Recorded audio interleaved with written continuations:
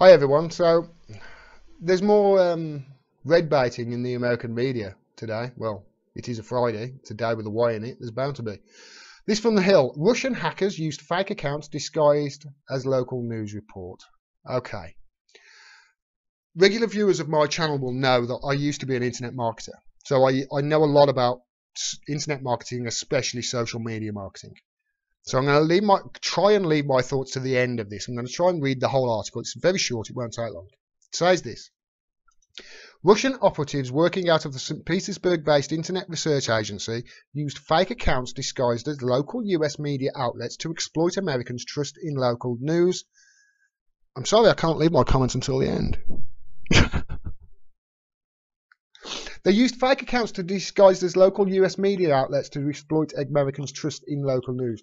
They don't need to exploit Americans' trust in local news. Local news has just been taken over by a right-wing ideology called the Sinclair Network. You might remember this advert where they're all reading from the same sheet.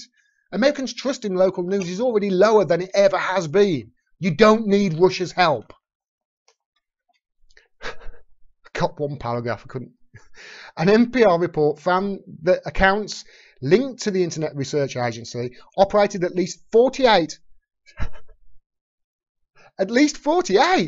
social media accounts disguised as US-based local media organizations, including El Paso Top News, Milwaukee Voice, Camden City News, and Seattle Post. I'm sorry, I can't leave my thoughts until the end. 48 social media accounts disguised as US-based local media organizations is a paltry amount. 48! They think 48 accounts is going to swing them. I used to have about 700 myself when I was doing internet marketing.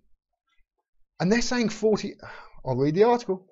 None of the accounts reviewed by NPR, some of which had tens of thousands of followers, had been used so far to spread disinformation, according to the report. So none of them had done anything wrong.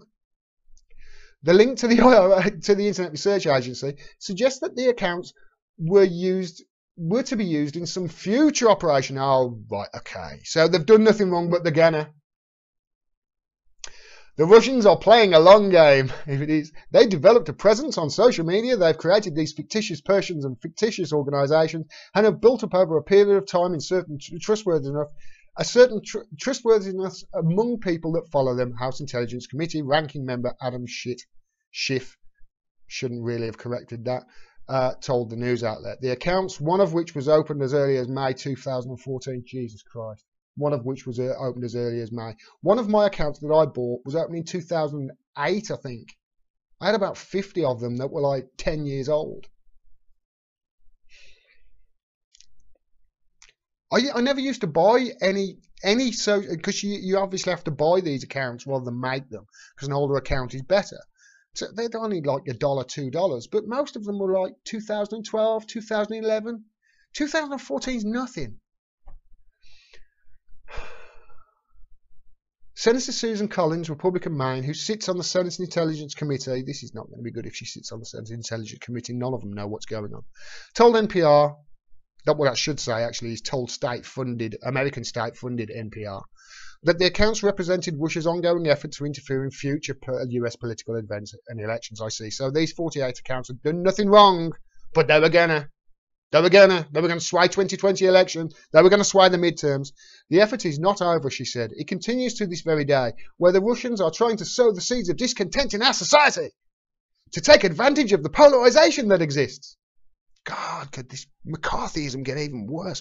The Trump administration moved to punish the Kremlin's Domestic Security Bureau last month for its involvement in cyber attacks, sanctioning 5 Russian entities, of which the Internet Research Agency, I'm sure, was one of them. Please let me know in the comments if I was wrong on that. And 3 Russian nationals accused of aiding the Federal Security Service. Right, okay. As I said, I've got experience in the internet marketing, so I know what is an internet marketing campaign and what isn't. This, on your screen right now, is an internet marketing campaign. It looks like it's the New York Times. It's not. It's actually, if you were to click that link, it would have gone through to something like, the website's not there anymore, but it wasn't my website, by the way, just in case somebody thinks I'm spreading fake, or I used to spread fake news. It's a friend of mine, I knew who did it. that link would go through to something like ny-times.co. So you wouldn't notice it wasn't the New York Times unless you actually read the search bar. It's the only way you can tell. And when you click that link, what happens is there's something called it goes through a spoofing.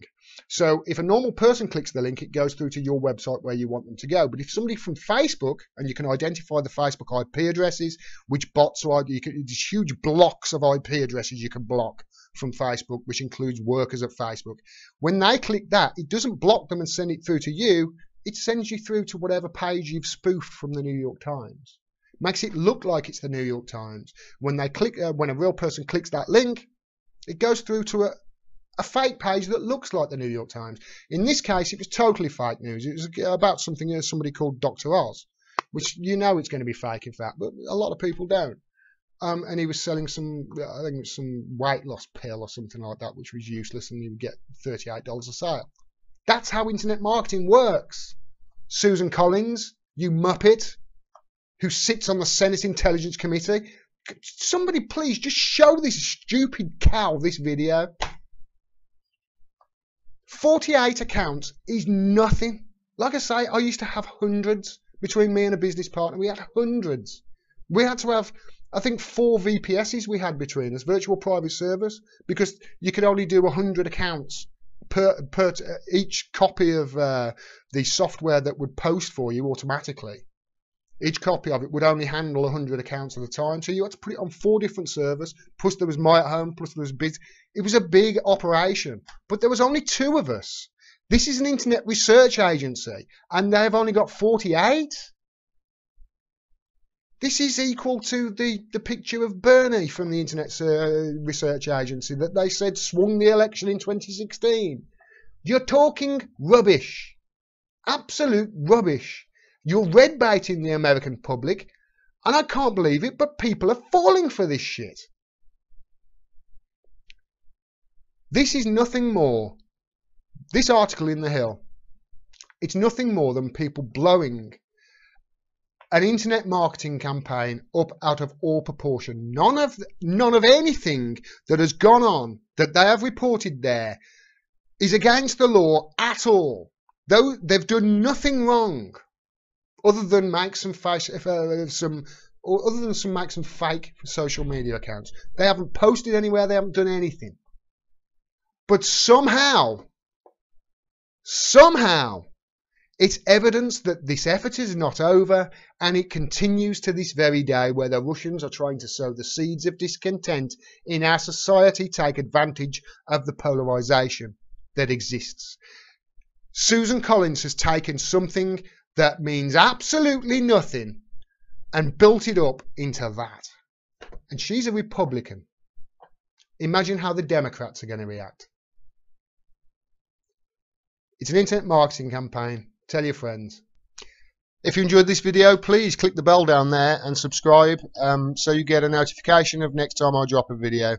Also, I can't do this without your help, so if you can afford it and you enjoy my videos, please support the channel by subscribing to my Patreon. Link is down there. You can do it for as little as $1 a month, and it really does help. If you can't afford it, that's fine. Please share my work and talk to other people about the issues that I bring up. Thanks very much for your support. Until next time, peace and take care.